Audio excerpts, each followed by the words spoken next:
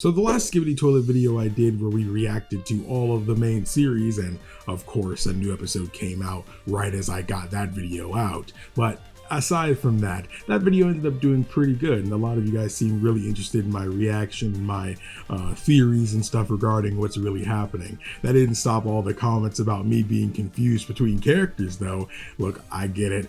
It doesn't make sense. I got interrupted like 3 or 4 times during that recording, so sometimes even an hour went by, so sometimes my digestion of what was happening was slightly skewed there. But thankfully, I think that's why we've got MatPat here. So I'm a pretty good fan of his videos, so I think I've got a good idea of how this is gonna go. So if you're excited for this one, hit the like button for your boy. Let me know you want more videos like this one, and subscribing to the channel will keep you notified for when they go live. So without further ado, MatPat, let's see what you've got. And of course, as always, you can check out MatPat's link in the description box below if you want to go and react to it yourself. So I'm excited to see what's really going to be here, because there's so much that happened in all of those little short films for Skibidi Toilet. So let's see what MatPat was able to figure out that I couldn't. My theory's ridiculous. Ridiculous. Oh, hit the floor. Yes. Oh, read.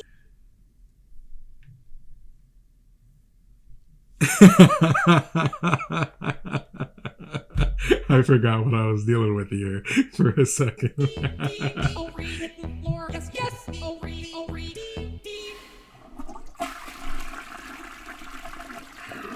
Whew. That's that MatPat cringe, dude. Let's go. Theory, the show that needs you to skibbity dom that subscribe button. Yes. If you haven't seen the astronomical rise of the series Skibidi Toilet over the last few months, get your head out of the toilet and let me tell you that no one, and I mean no one, has seen this much success so quickly on YouTube before. It's true. This episode, the channel's creator, I can't say his name, can I? Fine. How about I make it classier for you? Defukboem is getting somewhere between 3 and 4 billion views a month with a B. Those are numbers that are so big they'd make Mr. Beast blush. And it's not just a lot of random views either. People are sticking around for this thing. The channel had about 1.25 million subscribers when it posted the first Skibidi Toilet video back in February. Now, just 5 months later, it's already past 20 million. So, to say that this thing has taken over YouTube, it'd be a major understatement. That's insane. Episodes, one of the titular Skibidi Toilets literally destroys YouTube HQ. Oh yeah, I remember that. A metaphor for how this show has broken the website. Skibidi Toilet has fully taken advantage of YouTube's push for shorts content, and it has rode that wave to create a level of virality that has never been seen before. Yeah, thanks Skibidi Toilet. Now I gotta start making short videos. So those are the numbers, but what is it? Well, it's a head in a toilet. Yep. It's some GMod animations singing a song. The internet is truly a weird, wonderful place. No, if I'm being completely serious, that's just how the whole thing starts. As the series goes on, the whole thing evolves into a full-on cinematic war between toilets with human heads and people with camera heads, complete with massive titans, mind control, and, wait for it, hidden lore. And I gotta say, after binging every episode of the series multiple times, getting that darn song permanently etched into my brain, what became clear to me was that this goofy meme show wasn't just about being lol so random. It's also not content just remaining as an epic toilet action anime. Yeah, that doesn't sound good. Probably should rephrase that one. Instead, there's an entire meta story buried in this thing. There is, I could tell. World of entertainment and the fight for survival of art. Yeah, this man's face in a toilet. He's trying to teach us a profound lesson about the meaning of art. And once you see the story that's hiding right in front of your eyes, it becomes clear where the story is ultimately gonna end. So grab your I'm wondering if MatPat's gonna go over like there's actually a reason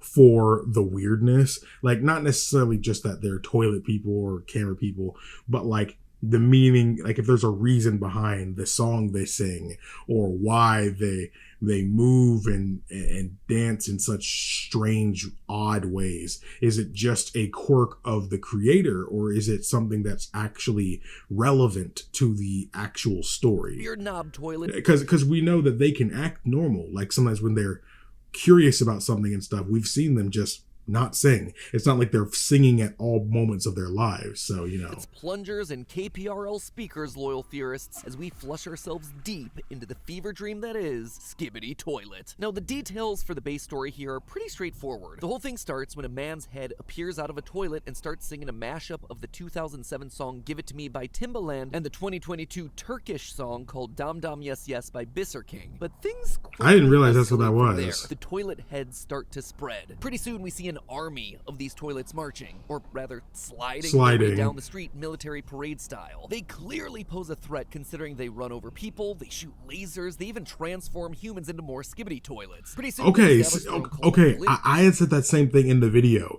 I was like, wait a second, that guy was a regular guy, and then when they burst in and he slid past, he had became a toilet person. So yeah, they can turn people into that. I was wondering if that was just something that they just did for the video or whatever, or if it was actually something that was subtle but meaningful. Religion, a police presence, they even have themselves a leader of the army in the form of the G-Man from Half-Life. For those of you who don't know, in the Half-Life, we gotta play Half-Life on the channel. Described as this sinister interdimensional bureaucrat, and he has this. Leave a comment if y'all want me to play Half-Life on the channel. I'd really love to do that.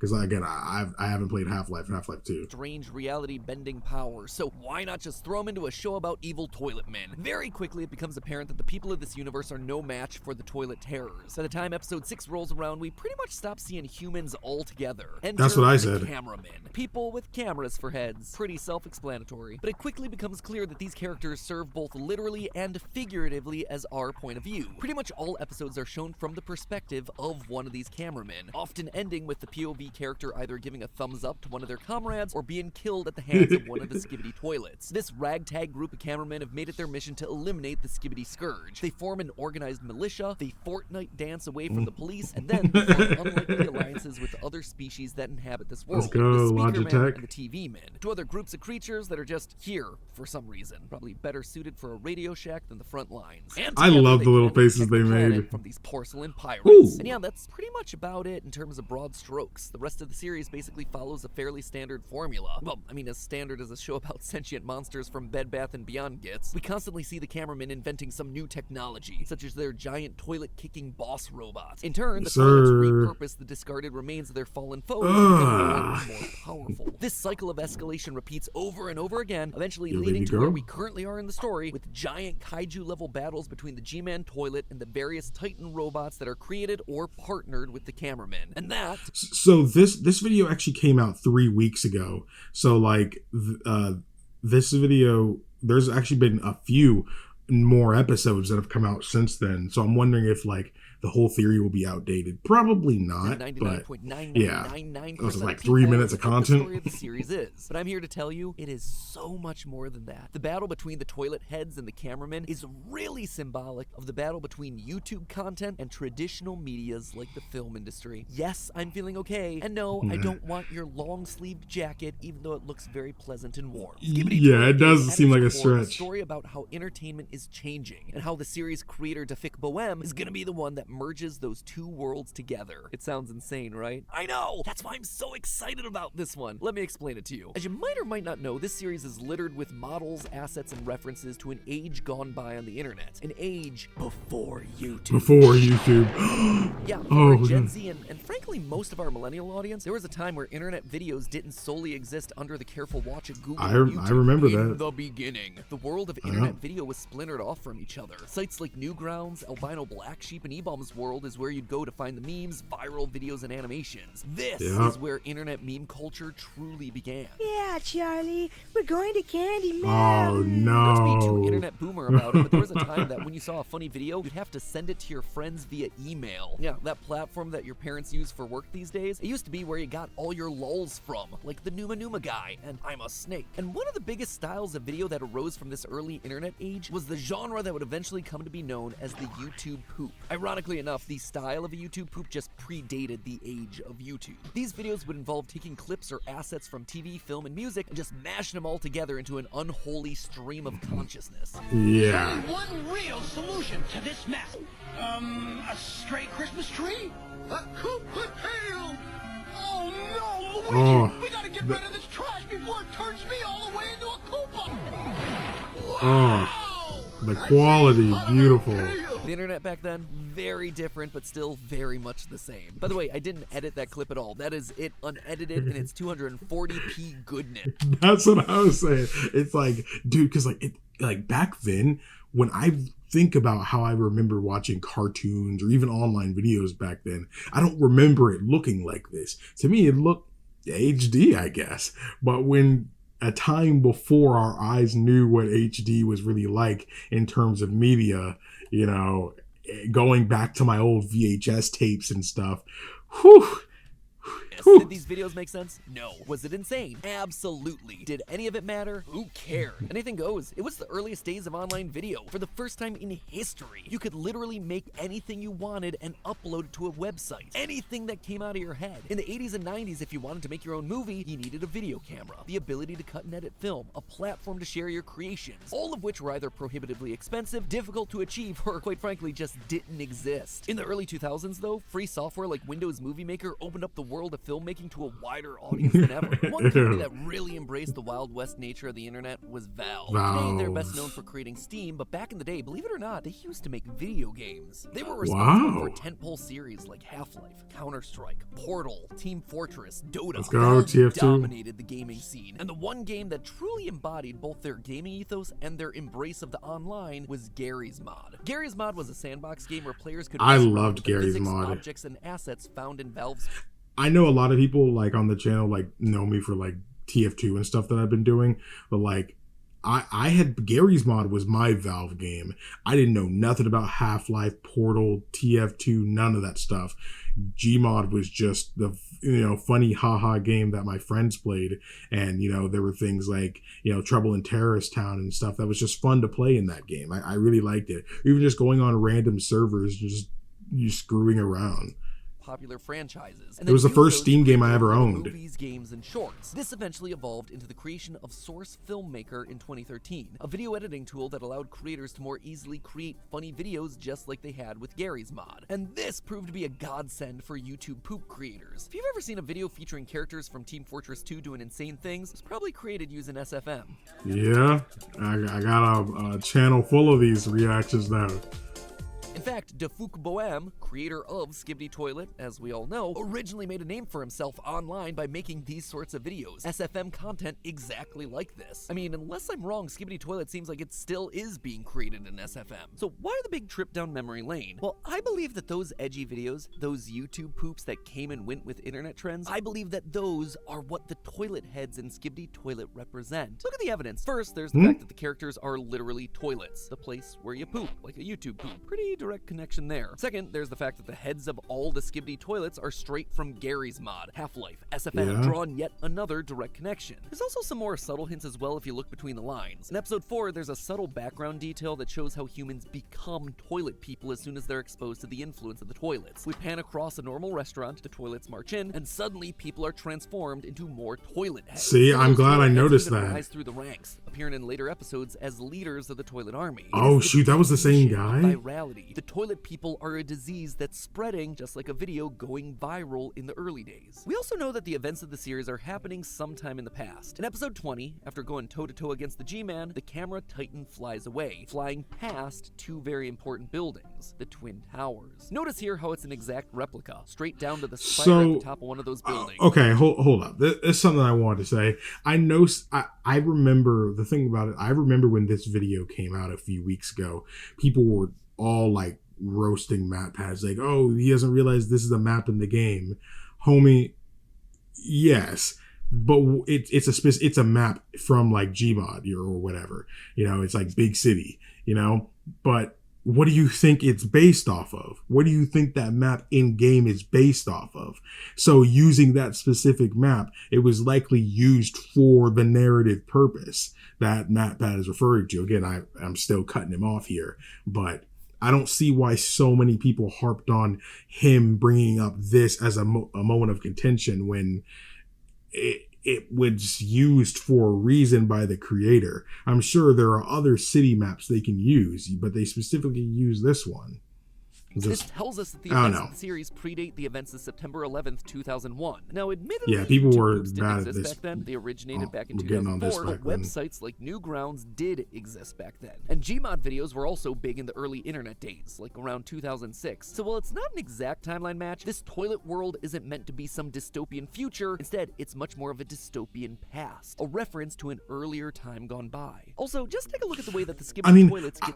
I think I brought that up in my video. I had said that I had noticed that there were no flat screen TVs, you know, and all of the cameras were analog, you know, and not digital cameras. You know, of course, you can have like, you know, most of the camera people were either like CCTVs or they were like the big analog cameras that they would use for like movies and stuff. You didn't see any like digital cameras or even stuff like smaller ones like DSLRs or something like that, you know, that are higher quality than that. But yeah, because I had said that there was, at the end of that video, I said there was some kind of ranking system that they were, you know, like there's speakers and TVs. And I'm wondering if there's like a hierarchy or structure when it comes to these electronic people. So I'm not sure if that's where he's going with it, but that is something I brought up before. The 50-episode series. While the cameramen develop new technology and techniques to get the upper hand in the battles, the toilets instead repurpose, they remix, they reuse the stuff that the cameramen leave behind. If that spirit of remixing isn't just the pure essence of what is YouTube poop, I don't know what is. And then look what you have on the flip side. You have the film, music, and television industry literally represented by audio-visual equipment, cameras, speakers, TVs. It does not get more direct than that. Who else would serve as the perfect antagonist for the literal embodiment of YouTube poop than legacy media? Digital content like YouTube poops are made from reusing and rehashing content from those three industries, just like how the Skibidi toilets get stronger by repurposing the tech that they find on the camera, speaker, and TV men. Need more proof? The camera, speaker, and TV men being metaphors for the big three media industries has actually been teased throughout the entirety of the series. Back in the beginning of Skibidi Toilet, when we were just dealing with toilets and cameras, we could see a clear hierarchy amongst the ranks of the cameras. Well, the grunts were all closed. Okay, yeah, I was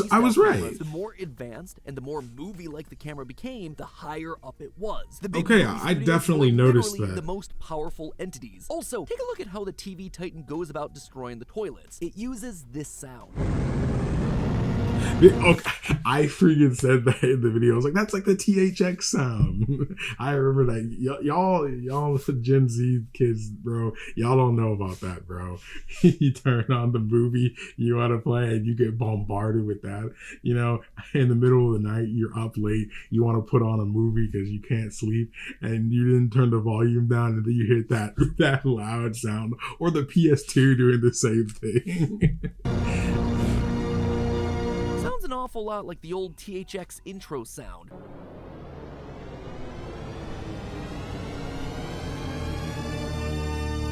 Yep. Furthermore, there's nostalgia, the man. song that's used by the speakermen whenever they attack. That sweet bop is the 1985 song Everybody Wants to Rule the World by Tears for Fears, who apparently are still touring. Good for them. Not only is this song very on the nose in terms of the theme for the series, two factions at war trying to rule the world, but it's also just an old song from the 80s. It's dated, just like the media it's meant to represent in the series. Media that in the real world is actively fighting off the digital video threat. But there's something off about that, right? It feels like the series wants us to be rooting for the cameramen. In fact, there's this one scene in episode 49 that clearly establishes the toilet heads as the bad guys. Occasionally throughout the series, you'll have a character speak in some distorted voice. What's actually going on there is that they're speaking in reverse. And in that particular episode, the TV says to the toilet what sounds like, "You are so bad," when the whole thing's reversed and cleaned up. You are so bad.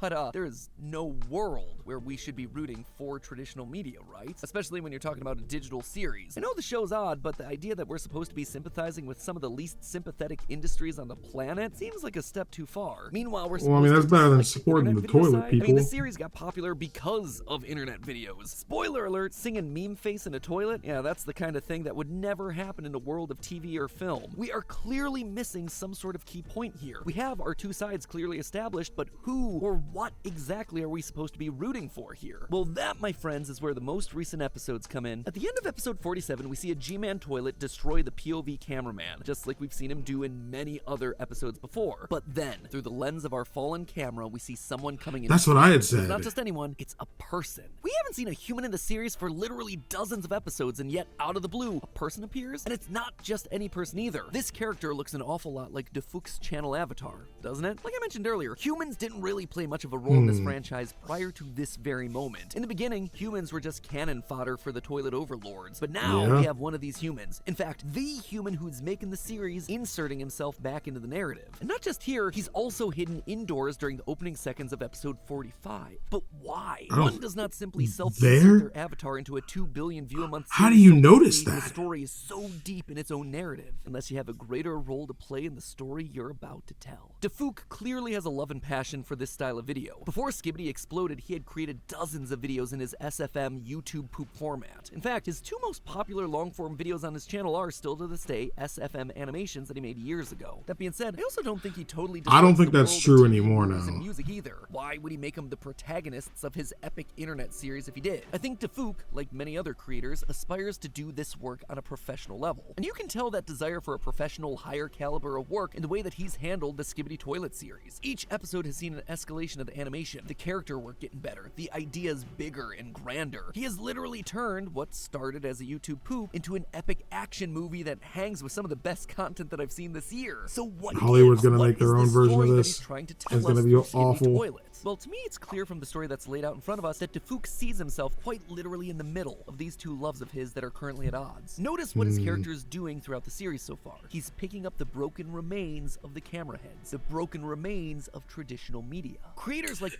And you know, I had brought it up during the reaction as well, but I said, I noticed something about this series is that they're always going back and forth. You know, there's a few episodes where the camera people are winning. There's a few episodes where the toilet people are winning, you know, and I think that actually kind of supports what MatPat's saying here. You know, the creator is kind of going back and forth between his loves of both of these things, you know, like the old YouTube poop style things and traditional media. So like it kind of makes sense. I'm picking up what he's putting down. Got into making this kind of content on the internet not just because it was fun and easy, but deep down they wanted to emulate the TV, film, and music that they enjoyed consuming. DeFook wants to take the elements that make the new and old media so great and fuse them together. He is the merge point. He is the next step in the evolution of the medium. He's the missing link here. I mean, look no further than this guy here itself. The series starts off as a simple gag that latched onto a viral internet meme in episode 1, but by episode 50, suddenly we have cinematic camera changes, complex sound design, dazzling visuals and special effects that feel like they belong more in the MCU than a YouTube poop. Skibidi Toilet isn't an epic takedown of toxic internet content or the corrupt industrial bigwigs at the studios. Instead, it's evidence that these 2 things can commingle. These 2 titans of entertainment can coexist together and be stronger as a result. So you can have a cinematic can be YouTube brought poop, together basically. for the greater good of entertainment. So where does this franchise end up going from here? Well, we have ourselves our new... That is a wonderful thought, you know, because there is a clear divide with the memey, you know, just fun, you know, laugh, comedy style videos on YouTube and the more film, cinematic, you know, style ones on YouTube. And a lot of them can be broken up into either of those categories and stuff.